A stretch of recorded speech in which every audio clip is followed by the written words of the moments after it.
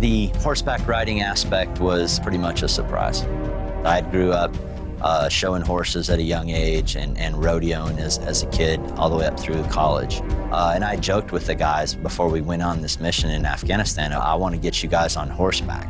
We didn't realize that it was literally going to be within the first 4 hours of daylight that we would actually be on. The first day was hilarious. It actually was. I mean, here we are.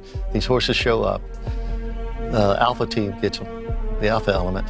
And now I'm watching 6 guys get on these horses and try to ride away and follow General Dostum. Of course, Mark is doubling back, trying to get the guys to go straight.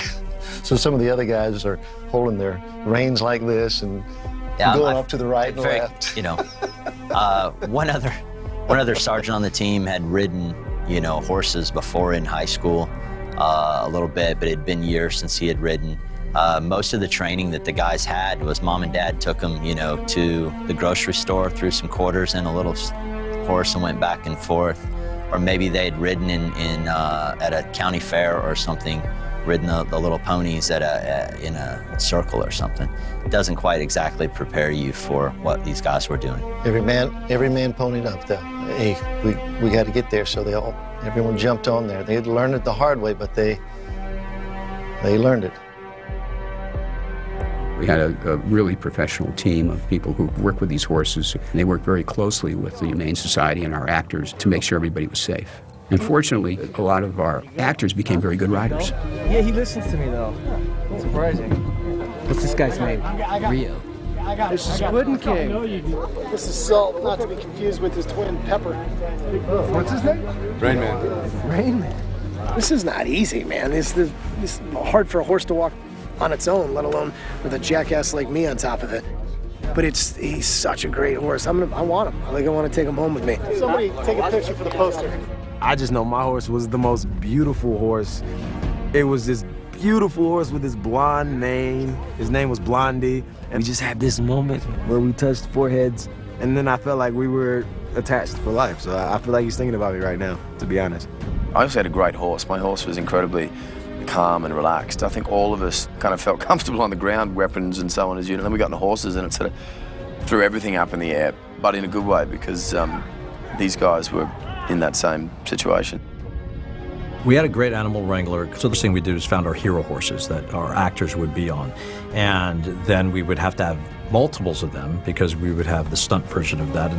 But the fact of the matter is, no matter what had restrictions of what they were capable of doing or should be doing, and how many times you could do it, and then on top of that get proper equipment for them, it's the saddles and the reins that were of the proper culture.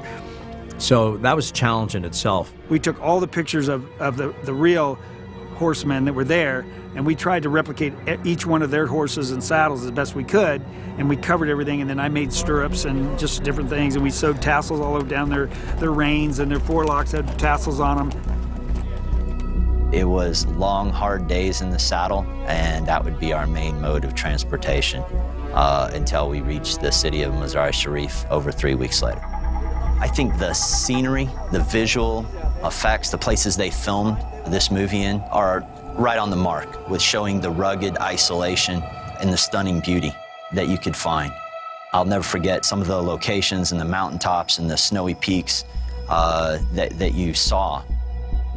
Yeah, the terrain really did mirror what we had seen. And some of the scenes that showed that dusky smoke filled in the air. Well, we shot the film in New Mexico, which has a very similar look to Afghanistan. And there were these caves there that nobody had ever filmed on before, and gives you the kind of mise en scène that these soldiers went through when they were over there, and the feel that they had. In terms of the caves, I can't believe how lucky we were. There was no way in the world we would be able to build a set of that size. I mean, this was a cave system in 2 or 3 floors, with huge cavernous openings and multiple exit points where the sun would be raking across the entire of the cave. It was an unbelievable location. It was very far and remote, and it was really difficult to get all the cast and crew, and especially the horses up there. But it was so worth it. And the scenery is the most beautiful thing, And it's kind of a sacrifice of comfort to get to some of these places, but it helps the authenticity of the film. And I mean, at the end of the day, that's all that matters, is telling the truth. We wanted this movie to have so that people who actually have served in the military could watch this movie and say, oh, that's pretty realistic. Just like the weaponry and the clothing and the Afghan villages and the tanks and everything, we want them all to be correct. Like any movie, when you put on all of this gear, it helps get you into a place that you need to be to portray this. And we respect what these guys do, and we're just trying to do the best we can to pay respects to their story and get it right. It's all in camera, and every stunt or explosion is right there in front of you and happening. I think it's the best way to do it. I would hope people would walk away from this movie with an appreciation of, wow, just think what we can do if we all work together and really keep our mind and our eyes fixed on the objective. This mission, as do other missions, tests you in every way. It was the epitome of what a Special Forces team is supposed to do and is capable of doing. Yeah, I'll never know 11 braver men in my lifetime. We suffered no casualties. I just want to say no warrant officers were harmed in the making of this film.